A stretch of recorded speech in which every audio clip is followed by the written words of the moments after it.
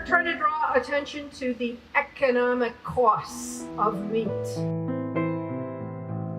And we're also here to talk about bailouts and handouts that the meat industry receives. And what's interesting, you say, well, the meat industry really doesn't get that many subsidies, does it? But what it does get is it gets its inputs. Now, every business has costs. It has to buy things so it can make things, so it can sell things. So those costs with the meat industry, huge amount is covered through one big fat input. The United States of America subsidizes grains and corn in particular. Corn is subsidized massively in the United States of America. I bet a lot of people here, even people in the vegan movement, they really don't know anything about this. And I'll tell you what, Democrats and Republicans always vote yes on the farm bill every year, and they appropriate to the tune of $10 billion a year in corn subsidies. They say, oh, well, that's great. We have a lot of cornflakes, right? No, it's not cornflakes. It's feed. It's F-E-E-D. Feed. It's what the animals are eating. It lowers the cost of the producers. They call them producers, very industrial, but these are sentient creatures that are caught in this world of factory farming. This is a great boon to any factory farm. And let me paint a picture for you, for anybody who's not familiar, because this whole world is hidden from you, very rigorously kept from your eyes. Factory farming, what is it, people? Let's say when we're talking about pigs, pork, you have literally tens of thousands of animals in one very small location, very small area of land, and they are packed in very tightly. They live, some of them, in cages the size of their own bodies. Just think about that a minute. The sows are in gestation crates. Eggs, they come in tens of millions of animals are in one geographic location.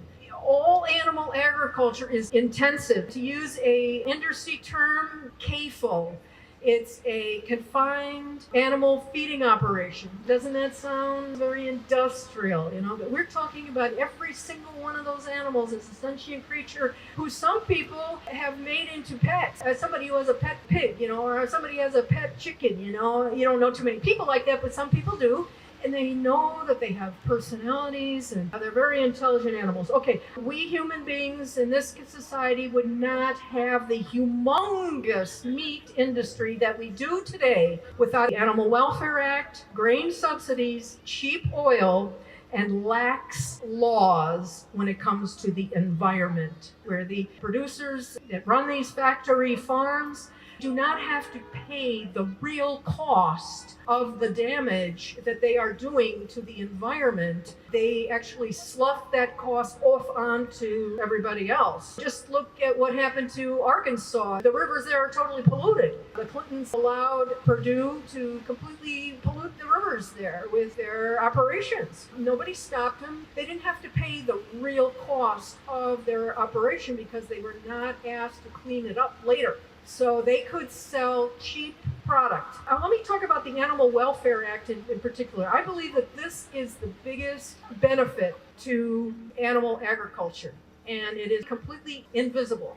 The Animal Welfare Act does not protect animals, period. It just doesn't protect animals. It's called the Animal Welfare Act, but it does just the opposite. It actually protects producers. And there are just like a smattering of laws that the Animal Welfare Act actually covers. For example, large animals like cows and steers during transport. You must stop the truck every 30 hours and make sure they get water and stuff like that. That's the law. However, first of all, who's watching? Second of all, it affects very few animals. The Animal Welfare Act does not cover two species, two groups of animals, fish and chicken, fish and poultry. This is where the vast, massive, gigantic, to the tune of billions of animals, literally billions of animals, people, they are not protected in any way, shape, or form because the government, kind of in cahoots with the industry, they say, well, the industry knows what it's doing. It doesn't want to hurt their bread and butter, quote unquote. But animals will produce in very cruel conditions.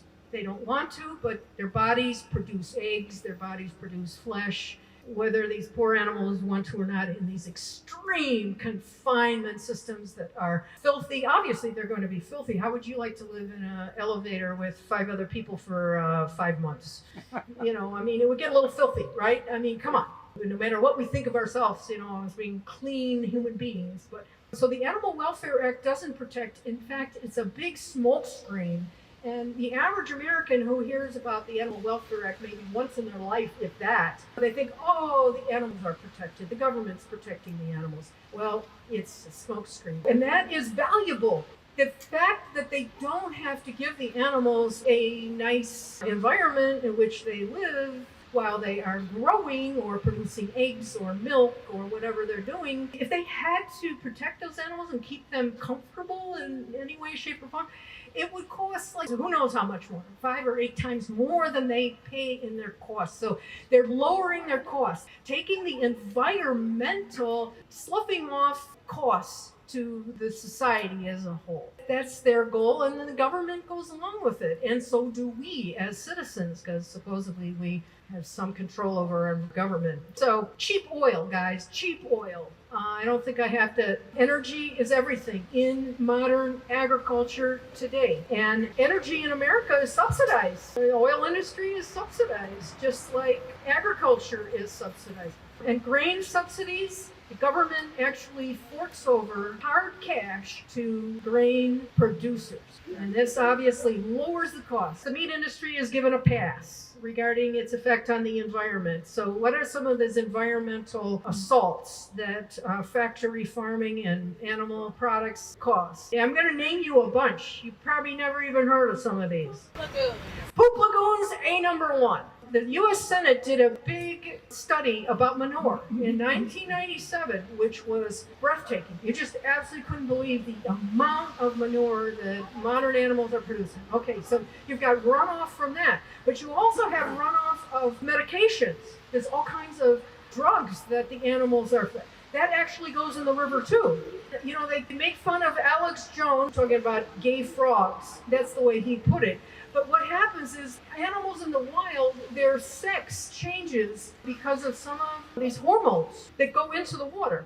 Okay, so what other kind of runoff? We have also fertilizer runoff, absolutely destroying the environment. Bernie is always telling me about there's a massive amounts of fertilizer that ends up in the oceans. And what kind of fertilizer is that? Most people think about fertilizer and say, oh yeah, manure, right? No, it's petrochemical fertilizer. And this is what really made it all happen, petrochemical fertilizers. It was invented or discovered, however you want to look at it, back in the early 20th century. They figured out how to take literally nitrogen from the air and they can convert it into anhydrous ammonia. And this is pumped into the ground. A lot of it escapes because it's a gas. But it goes into the ground and it fertilizes the soil and it makes corn grow like crazy.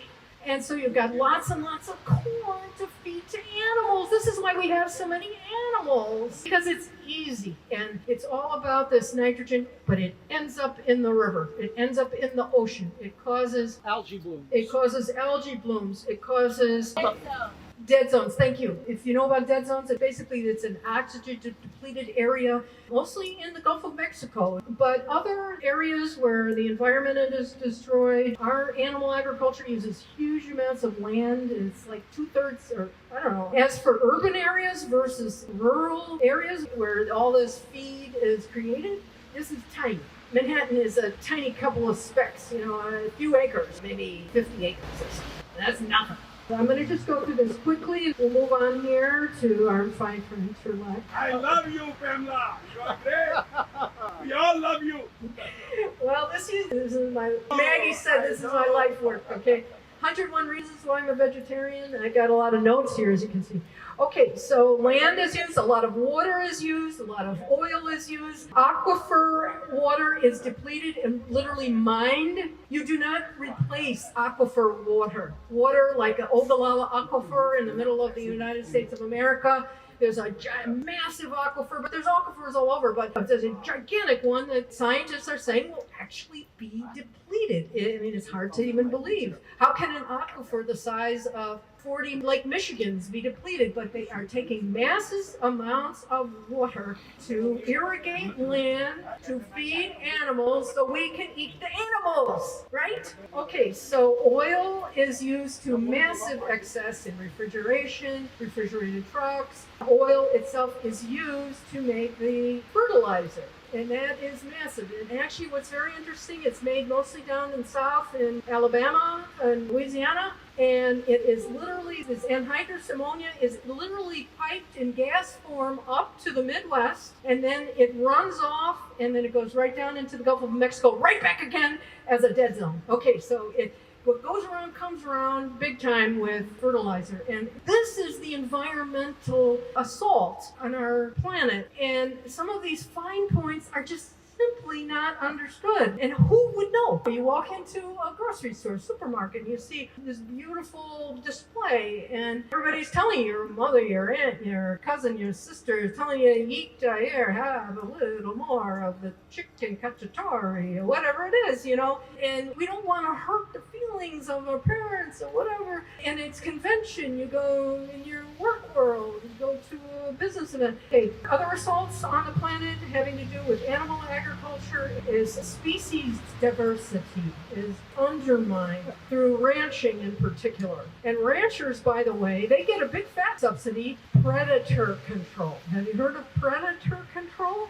It is a department in the U.S. government that actually kills so-called nuisance animals out in the West on behalf of ranchers who are raising cows and destroying also the environment. Ranching is very destructive to land, and so is this predator control. So you're destroying species.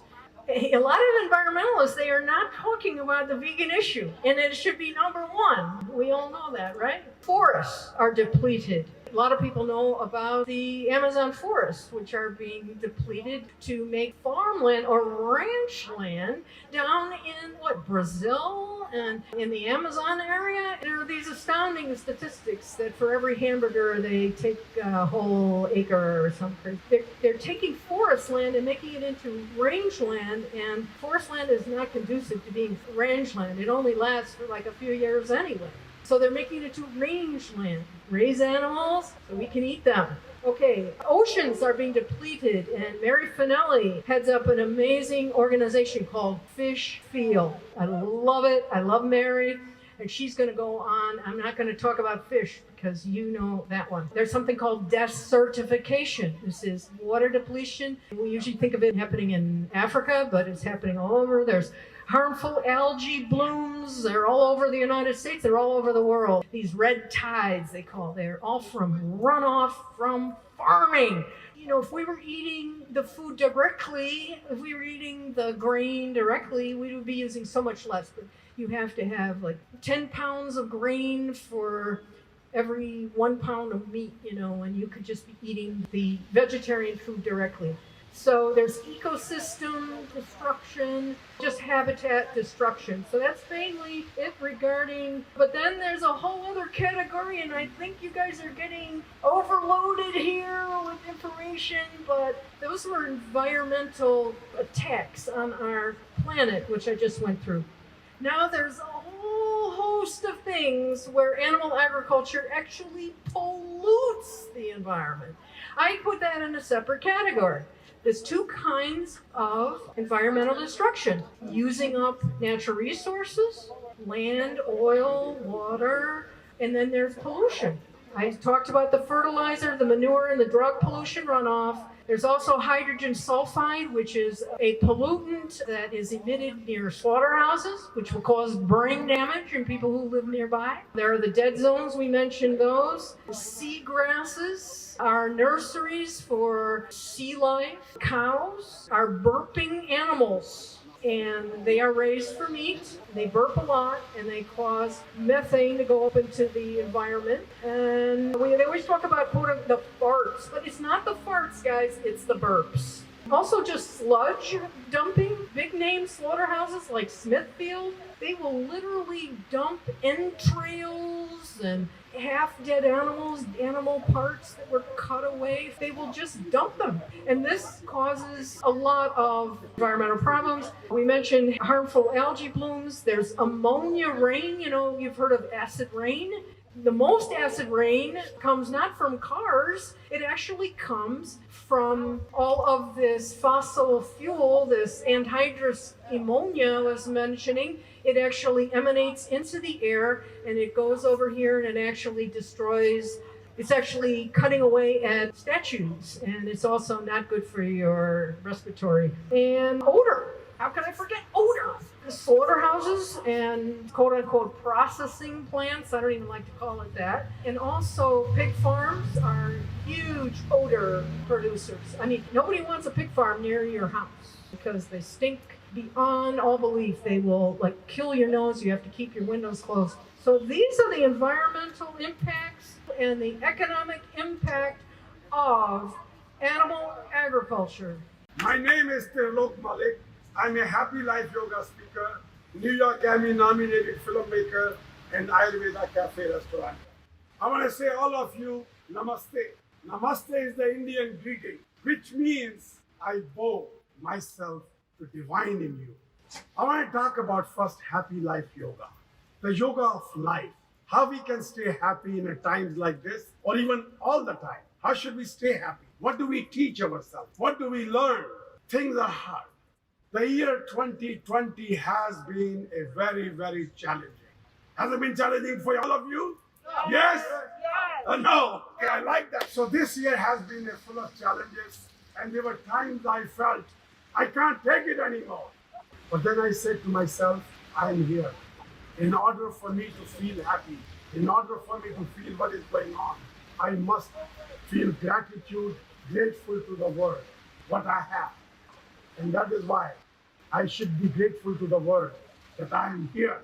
Like all of you are here. The Indian philosophy says we cannot live a happy life in the terms of yoga life, happy yoga life, if we can keep a balance in our external world and the internal world. I'd like to invite everybody to the beauty of life and life challenges. We must all laugh together. At the same time, be grateful. So I invite everybody to laugh with me. You know, while we're laughing, I also want to invite everybody here, giving a hug to yourself. All of you should tell yourself, I love myself. Because when we love ourselves, we take care of ourselves. We live life in balance. I love you all. Now I would like to talk about Ayurveda and health. I have a restaurant, Ayurveda Cafe, on 94th Street on Amsterdam Avenue. What Ayurveda says about health, Ayurveda is about prevention rather than cure. Just like we take care of a car. If we take care of the car, it will give us a maximum performance. Same way to our body. If we eat vegan food, like we just had it before, vegan pizza, and all other things, so we stay in balance. So Ayurveda says have vegetarian food, stay healthy, do some meditation, and stay in balance. That's what Ayurveda says. Third thing I would like to talk about is Ayurveda and being vegan. What is vegan means according to Ayurveda?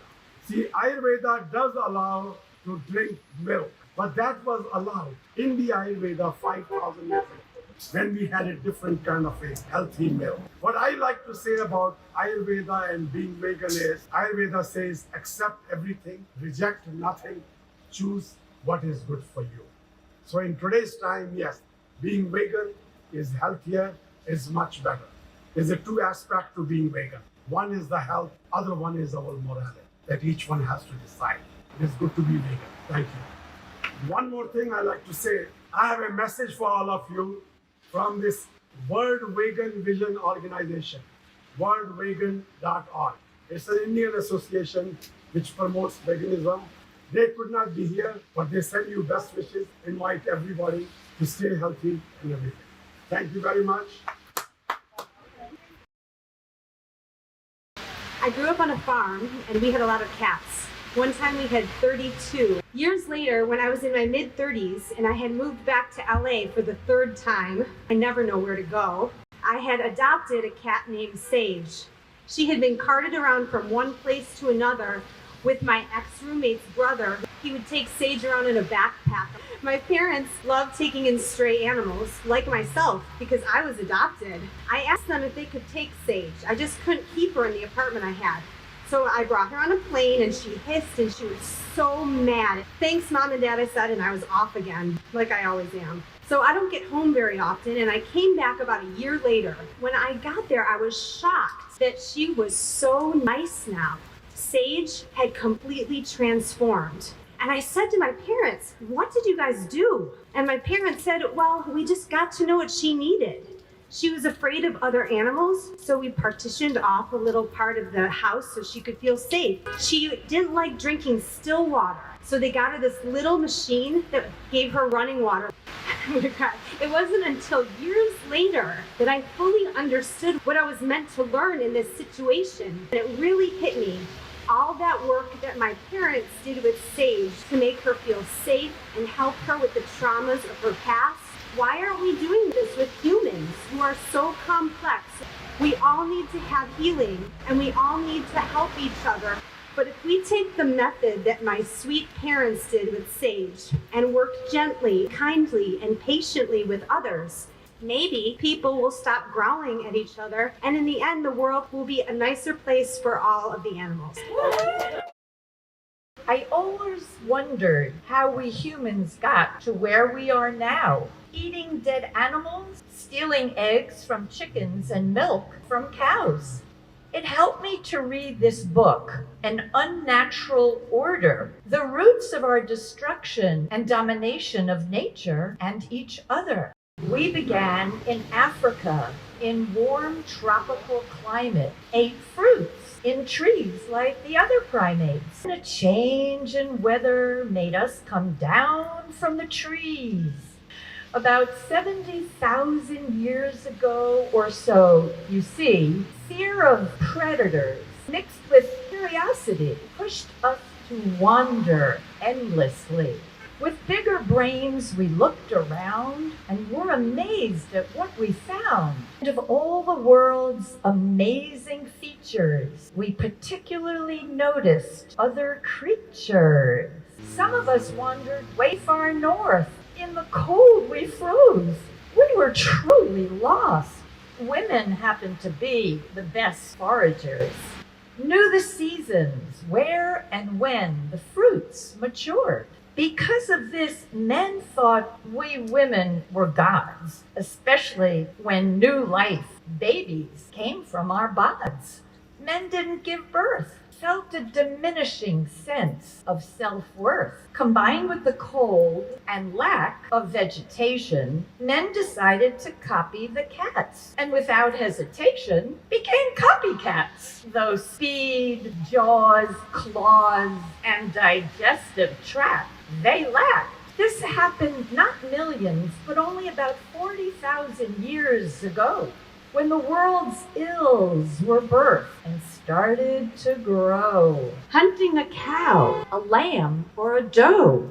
Ego's shadow, racism, sexism, starting to grow. Going out on a hunting spree, men had to disconnect their empathy. So from hunting to herding, hurting, hoarding, all very disturbing. Back up north, the herbivorous animals needed fresh grazing lands. The grass got used up, so this made demands to constantly move further south. Lusher lands with people with tans.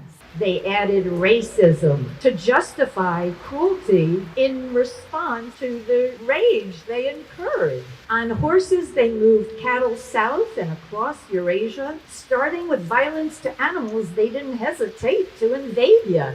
Domestication, we call domesticration, divided the world into tribes, states, kingdoms, and nations. We humans lived on death like vultures. About 10,000 years ago, the beginning of animal agriculture. This indeed was an unnatural order. We call it animal agri-torture. So how are we going to stop it now? How are we going to turn the clock around? How are we going to end animal cruelties, dominionism, racism, sexism, brutalities? If the ill started with our detachment from nature, each other, and other creatures, we must return to our herbivorous, kind, gentle, compassionate connection with nature. From hunting, herding, dominion, and neglect, we return to connection, awe, and respect. Veganism is a practice, a philosophy, a revolution of social justice in society. Love to you all and to every being on earth, uniquely precious and of infinite worth. Hi, my name is Michael Chea. I'm originally from Liberia and I live here in New York. I think today is like a one-day course. I learned a lot in the past 2-3 hours about farming, vegan. I learned some terminology. I'm gonna change the way I eat, the way I look at animals. I'm gonna make a whole different in my life. Please keep doing this. I will be an ambassador for you guys. And also the amazing poem by you right there. It just gave me a whole scope of where we're coming from Africa all the way to now. Look at the human history. And there's a tribe in, I think, Uganda, they call Ubuntu. It means together, we all go together. So I say Ubuntu. The definition of progress, for example, in the 1700s, was simply clearing land. The best of our species can be a wonderful thing, and culture is worth preserving, but our species has been held on all the other creatures. Our species has an obligation to act better. We've been a nightmare for all the other species. Many people judge societies by how decently they treat other species. Hopefully mankind will act more responsibly and better and more, I hate to use the word humanely, but and be conscious and aware of other living creatures, that they have feelings, fear, they love, and the other species can add greatly to the quality of life.